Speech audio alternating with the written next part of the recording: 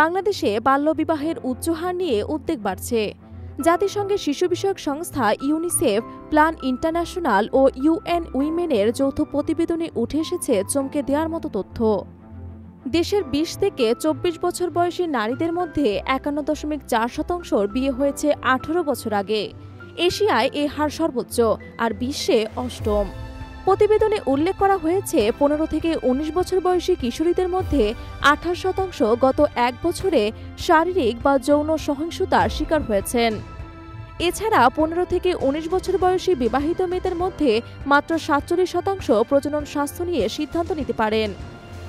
বিশ্বের ৭টি দেশে কিশোরী মেয়ে ও তরুণ নারীদের ডিজিটাল দক্ষতার হার ২% বা তারও কম, যার মধ্যে বাংলাদেশও রয়েছে। প্রতিবেদনে আরও উল্লেখ করা হয়েছে বিশ্বের ৭টি দেশে কিশোরী মেয়ে ও তরুণ নারীদের ডিজিটাল দক্ষতার হার ২% বা তারও কম, তার মধ্যে রয়েছে বাংলাদেশ। এই পরিস্থিতি থেকে উত্তরণের জন্য কিশোরী মেয়েদের ক্ষমতায়নের বিনিয়োগ ও নীতি পরিবর্তনের ওপর গুরুত্বারোপ করা হয়েছে প্রতিবেদনে।